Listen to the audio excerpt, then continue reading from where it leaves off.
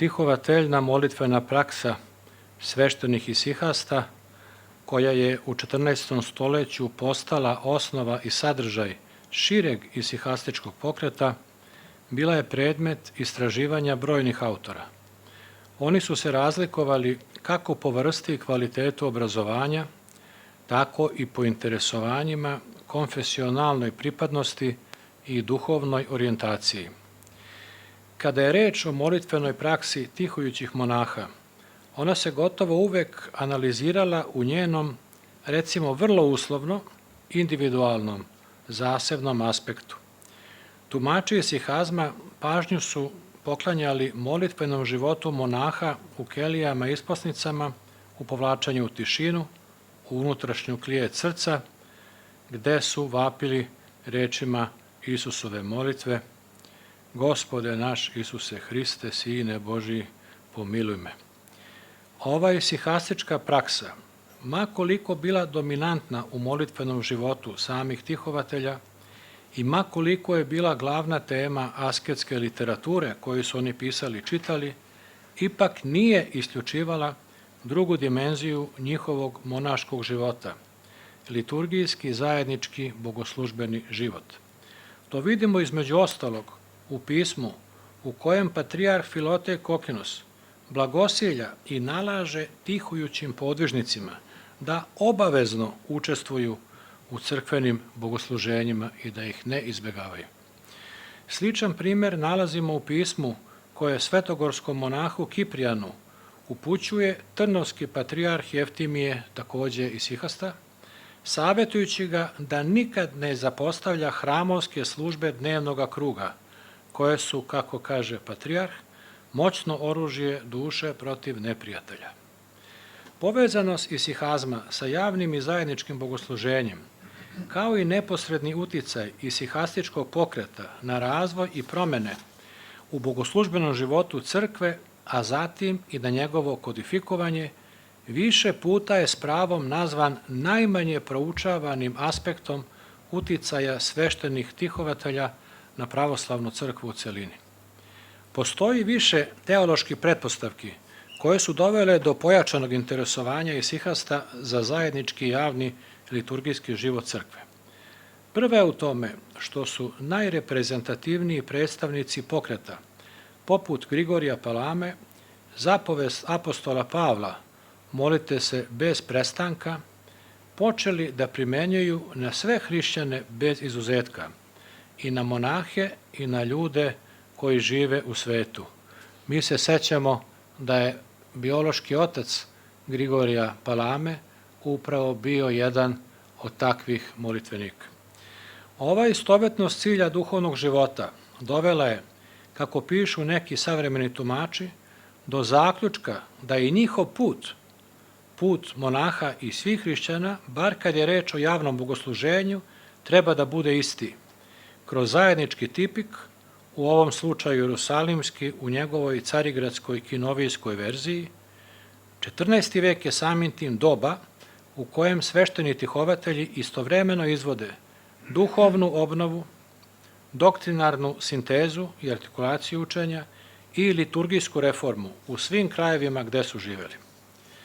Događaj od prelomnog značaja za liturgijski život pravoslavne crkve, ja se ovde bavim Srpskom arhijepiskopijom i patrijaršijom u 14. veku, bila je pojava novog reformisanog liturgijskog formulara koji je postao normativni obrazac srpske i opšte pravoslavne liturgijske prakse sve do danas.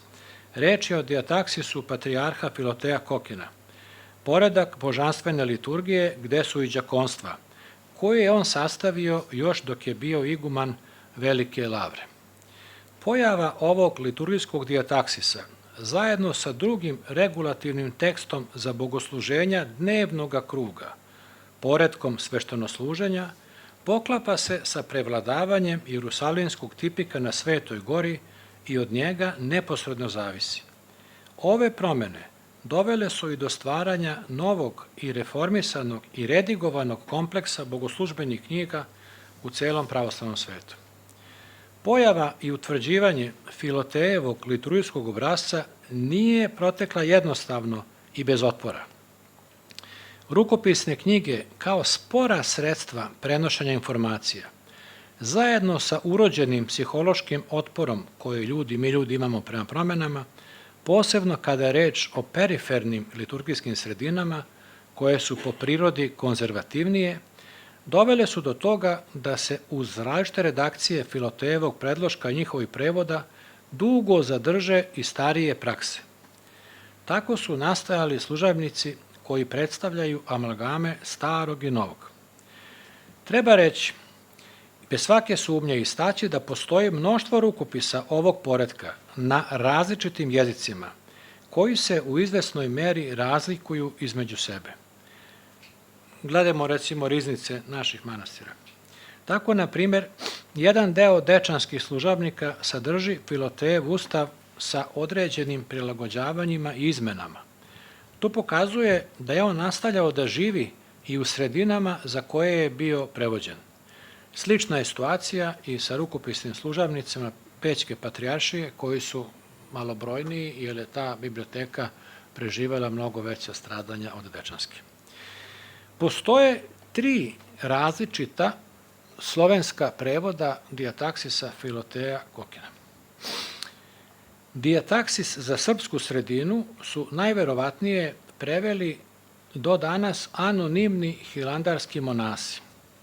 Za razliku od drugog južnoslovenskog ili bugarskog prevoda patrijarha Jeftimija, gde se zna ime prevodioca ili nosioca tog projekta, i trećeg istočnoslovenskog ruskog prevoda mitropolita Kiprijana Moskovskog, prvi južnoslovenski prevod je često i bez osnove od strane pojedinih naučnika, a iz različitih razloga, obično nenaučnih, naziva nedovoljno jasnim imenom atonski prevod.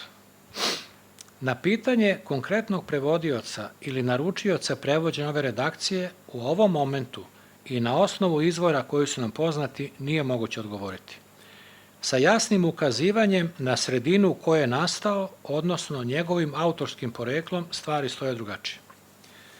Pitanje srpskog porekla ovog prevoda otvorio je naš prijatelj i kolega, sad penzioner, Predrag Miodrag, koji je 2004. godine pisao o jednom služabniku koji se zove služabnik grešnog Simeona, on je 14. veka i on tu počinje da prvi komentariše razlike koje postoje između ovoga prevoda i drugih prevoda.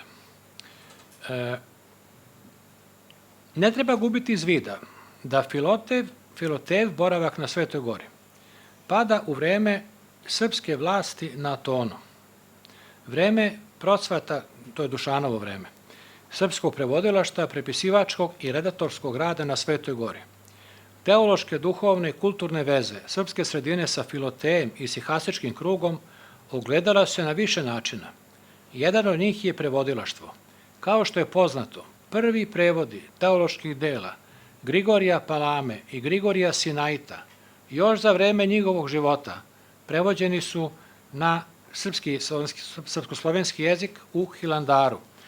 Imamo tu jednu sad mala digresija. Onaj Kakridis, kako se zove Janis valjda, je objavio jedan tekst, to je kako se razvijala ta polemika između Palame i Varlama, i sad Palama je neke te svoje odgovore Varlamu modifikovao kasnije. Pa imamo više generacija jednog odgovora. Za najstariji odgovor Varlamu taj ne postoji sačuvan grčki predložak. Sve varijante imaju grčke predloške, a taj najstariji je sačuvan samo jedino u srpsko-slovenskom prevodu koji se nalazi u Dečanskoj biblioteci. Tako da zamislite koja je to brzina bila kad su ovi oci hilandarci između neposredno nakon pojave Palaminog teksta odmah i koje je interesovanje postojalo za tu polemiku. Pišući o slovenskom prevodu Filotejevog Diataksisa, ruski liturgičar Mihajl Želtov je dao jedno dobro zapažanje. On je radio u biblioteci Svetoga Pavla i tamo je zaključio da postoji sačuvano nekoliko generacija Filotejevog teksta. Mi ne raspolažemo samo jednom redakcijom, nekoliko stepena u razvoju, i on je pokazao da su Hilandarci preveli najstariji sloj Filotejevog teksta, a sledeći su prevodili Bugari i ovi Rusi.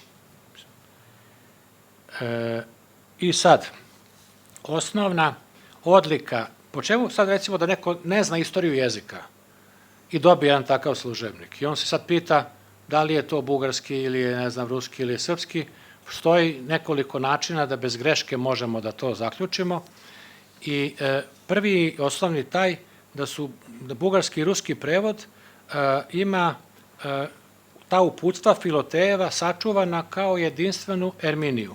Oni su pred tekst dati i posle ide sam tekst liturgijski bez uputstava.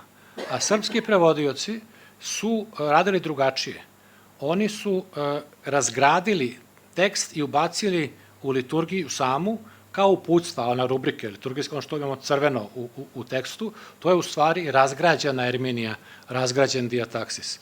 I da ništa ne znamo, samo kad vidimo da li jeste ili nije, znamo odmah poreklo.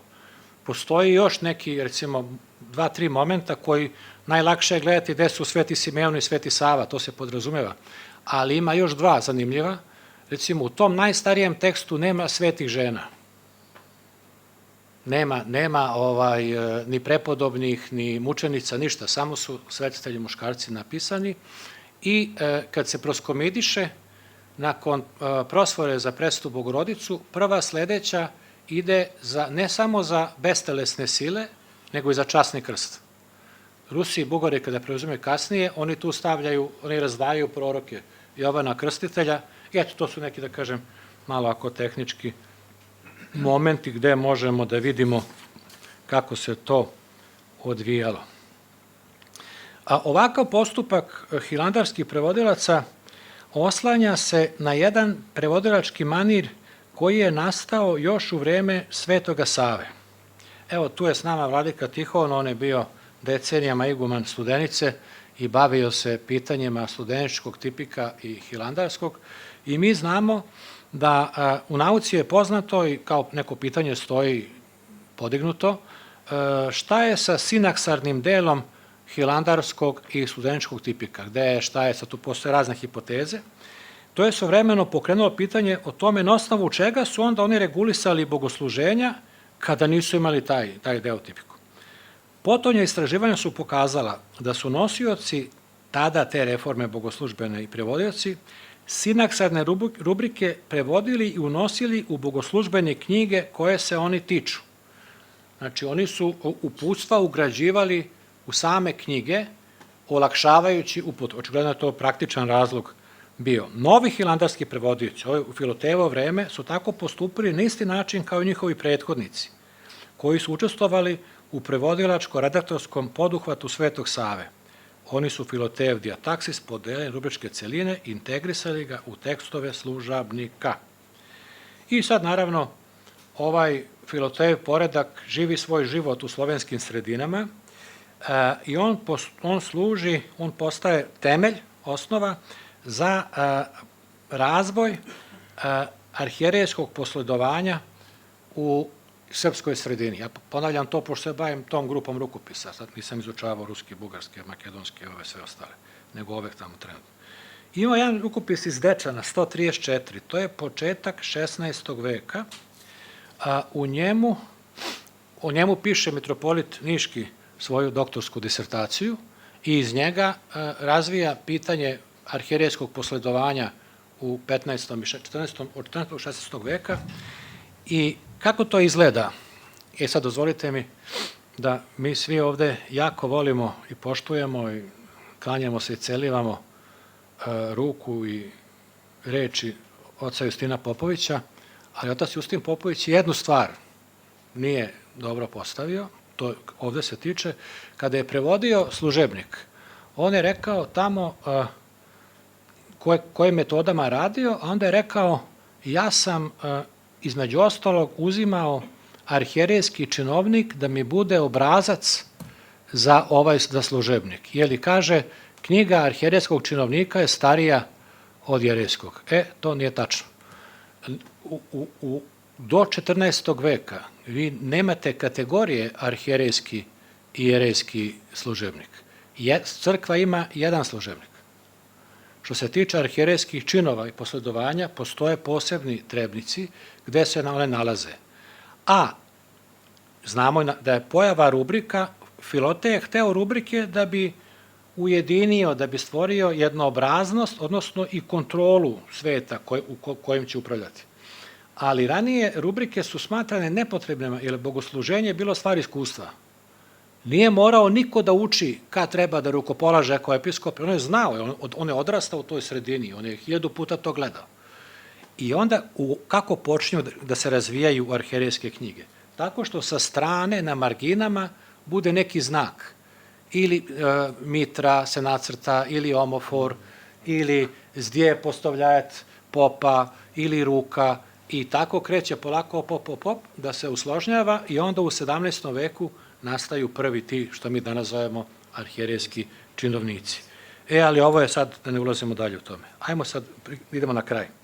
Isihazam, kako smo na početku ovog izlaganja istakli, najznačajniji crkveni pokret pravoslavnog istoka 14. veka predstavlja teološku i duhovnu osnovu i liturgijski okvir Filotejevog poretka, njegovih prevoda i prepisa.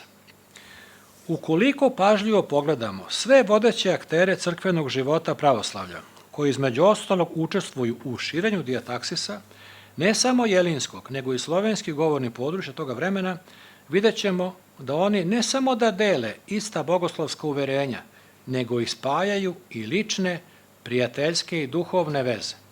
To ne važi samo za bliski odnos patrijarha Filoteja Kokina, patrijarha Jeftimija Trnovskog i Kiprijana Moskovskog. Ova dvojica su odrasli uz Filoteja, bili su mu bio kelejnik i duhovni sin i tako dalje. Svako studioznije istraživanje otkriće nam te unutrašnje spone isihazma i u Srbiji.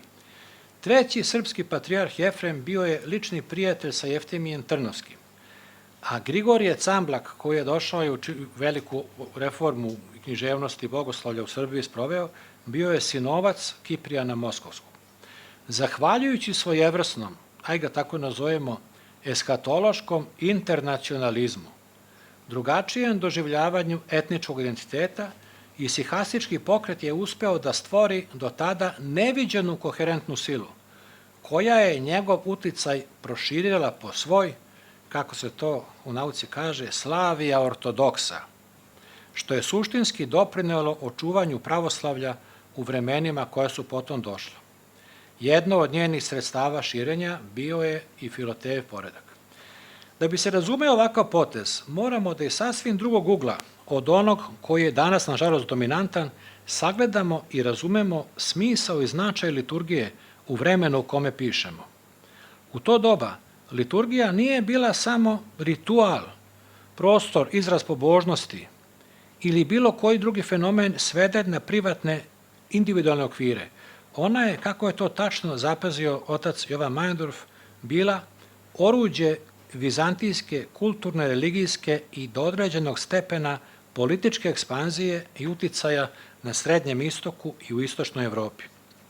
Ono što je drugi veliki naučnik, Dimitrije Obolenski, s pravom rekao za prevodilačku delatnost mitropolita Kiprijana, gde bi ona predstavljala sprovođenje plana za istočnu Evropu, koji je Kiprijan osmislio zajedno s patrijarhom Filotejem, a čiji je cilj bio da južnoslovenske crkve i rusku crkvu čvršće vežu sa vaseljenskim prestorom, između ostalo na takav način što će, citiram, obrede ruske crkve sasvim uskladiti sa carigradskom praksom u 14. veku.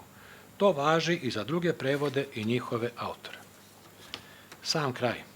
To povezivanje, iako nije bilo lišeno ostataka starog centralističkog političkog imperijalizma i stalnog žongliranja sa manje ili više vidljivom piramidalnom eklesiologijom, ipak nije insistiralo na njima u onoj meri u kojoj je do tada umelo da bude. Realna opasnost koja se nadvila na celokupni pravoslavni svet i koja je uveliko započela da uzima svoj danak, ne više samo po njegovim rubovima, neko bi rekao primorala je, neko bi rekao nadahnula je oce isihaste koji su predstojali crkvama da postave jedan drugi kohezivni identitetski kriterijum, od onoga koji je do tada bio dominantan u različitim pravoslavnim sredinama. Kada su do tada postojeći politički okviri, pogotovo Vizantijske imperije, odnosno Carigradske patrijaršije, ali i drugih pravoslavnih država i crkava, koji su umeli da u velikoj meri utiču na teologiju, pogotovo eklesiologiju, počeli da jedan po jedan padaju na kolena pred inovernim zavojevačima i sihastička teologija se upravo kroz taj pad oslobodila. Plodovi tog oslobođenja su mnogostruki. Preživljavanje pravoslavnog etosa i identiteta u teškim i mračnim vremenima osmanlijske okupacije, očuvanje duhovnog života i bogoslovske aktivnosti, neprekinuta nit i živo pulsiranje bogoslužbenog života i njegovog sakralnog okruženja svakako su među njima. Hvala na pažnji.